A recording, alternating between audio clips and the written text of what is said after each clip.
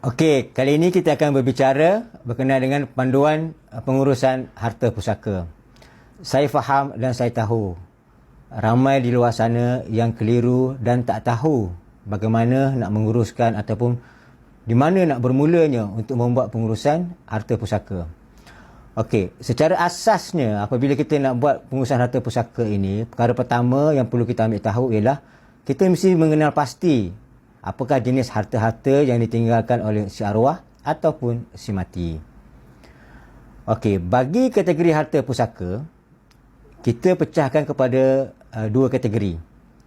Kategori pertama dipanggil harta alih dan kategori kedua dipanggil harta tak alih. Okey, apakah jenis-jenis harta yang termaktub di dalam kategori harta alih? Okey, harta-harta seperti semua kenderaan, duit akaun bank, termasuk tabung haji, ASB, KWSP, saham. Okey, semua itu termasuk dalam kategori harta alih. Okey. Harta tak alih pula ialah terdiri daripada bangunan, rumah, rumah kedai, kilang. Itu dalam kategori harta tak alih. Okey, kena faham. Jadi ada dua kategori, harta alih dan harta tak alih. Okey, bila kita dah kenal pasti apakah jenis harta-harta yang ditinggalkan oleh si arwah si mati, barulah kita boleh buat keputusan di mana kita nak uruskan harta-harta tersebut. Okey, ada 3 agensi ataupun 3 tempat untuk urusan harta pusaka ni. Okey, yang pertama pejabat amanah raya. Okey, yang kedua pejabat pusaka kecil di pejabat tanah. Dan yang ketiga mahkamah tinggi. So 3 agensi ni ataupun 3 tempat ini yang menjalankan pengurusan harta pusaka. Okey, amanah raya kelebihan yang ada pada amanah raya ialah amanah raya dia boleh keluarkan surat kuasa takbirnya sendiri. Okey, maksudnya dia boleh keluar surat kuasa daripada nama arwah kepada penama yang baru. Itu kelebihan amanah raya. Okey, amanah raya ni pula dia hanya menguruskan harta alih sahaja. Harta tak alih amanah raya tak buat. Jadi amanah raya ni dia cuma ada kuasa dapat mengeluarkan kuasa ataupun dapat mengeluarkan surat kuasa hanya untuk harta alih sahaja. Seperti kereta, seperti akaun bank, semualah jenis berkaitan dengan kewangan tu. Jadi maksudnya bila kita buat urusan tukar nama di amanah raya tu, seorang raya dia boleh keluarkan surat kuasa daripada nama si arwah ni kepada nama waris yang layak terima kenderaan tersebut. Sama juga dengan urusan-urusan kewangan yang lain. Itu kelebihan di amanah raya. Cumanya limit jumlah nilai harta itulah mesti tidak melebihi RM600,000. Maksudnya segala kenderaan, duit, akaun bank apa semua tu tak boleh lebih RM600,000 atas nama si arwah ataupun si mati tadi. Jika lebih daripada RM600,000, maka fail si arwah ataupun si mati itu perlu diuruskan ataupun ditransfer ke pejabat pusaka kecil ataupun ke mahkamah tinggi. Maksudnya limit pengurusan oleh amanah raya itu tak melebihi daripada RM600,000 sahaja. Lebih dari RM600,000, fail tu perlu diuruskan di pejabat pusaka kecil, di pejabat tanah ataupun di mahkamah tinggi. Okey, pejabat pusaka kecil di pejabat tanah pula, limit untuk pengurusan di sana ialah kesemua nilai harta ataupun pusaka arwah ataupun si mati itu tidak melebihi 2 juta. Tak melebihi 2 juta. Okey, syarat untuk buat urusan di pejabat pusaka kecil ni pula ialah si arwah atau si mati perlu mempunyai harta tak alih. Okey, seperti tanah, rumah ataupun rumah kedai, kilang ataupun bangunan. Barulah urusan harta si arwah atau si mati itu boleh dibuat di pejabat pusaka kecil. Okey, Maksudnya kat sini, sekiranya si arwah atau si mati itu hanya meninggalkan kenderaan ataupun duit simpanan sahaja, jadi urusan itu tidak boleh dibuat di pejabat pusaka kecil. Tak boleh buat.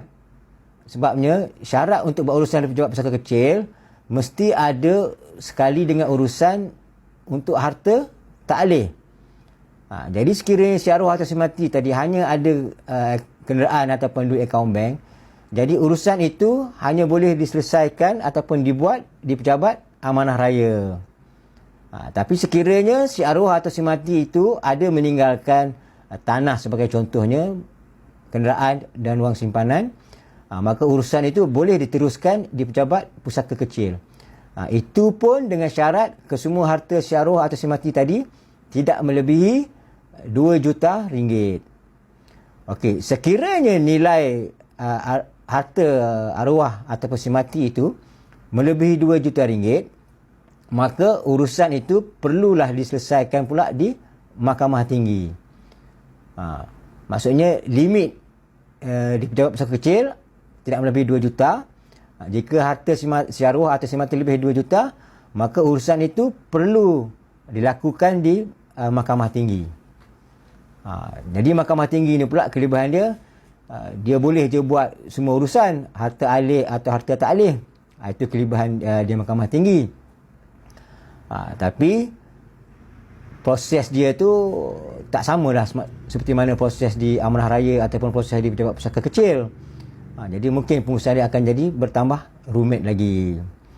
Jadi di sinilah saya offer servis lah untuk membantu tuan-tuan dan puan-puan macam mana nak uruskan apa yang perlu diuruskan terlebih dahulu. Jadi banyak ada kes yang kadang-kadang melibatkan harta alih dan harta tak alih. Jadi berlaku kekeliruan kadang-kadang tu di mana waris nak mulakan dulu, nak selesaikan harta alih dulu ke ataupun harta tak alih dulu ke. Jadi selalunya saya akan menasihatkan pelanggan-pelanggan saya ataupun klien-klien saya berdasarkan kepada keperluan waris tersebut. Maksudnya ada setengah kategori, ada sesetengah kes wang ataupun duit menjadi keperluan awal ataupun keperluan asas melebihi daripada hal-hal yang lain. Jadi saya akan memberikan nasihat mana yang patut dulu diselesaikan terlebih dahulu. Jadi itulah apa ni tugas dan peranan saya lah. Jadi tuan-tuan dan puan-puan, perkara yang selalu timbul masalah pertama yang kerap berlaku ialah proses nak lantik penama ataupun pentadbir bagi setiap harta itu. Ini masalah yang timbul sekiranya si arwah ataupun si mati itu tidak mempunyai wasiat ataupun semasa hidupnya tidak melantik mana-mana trustee sebagai pemegang amanah untuk harta dia.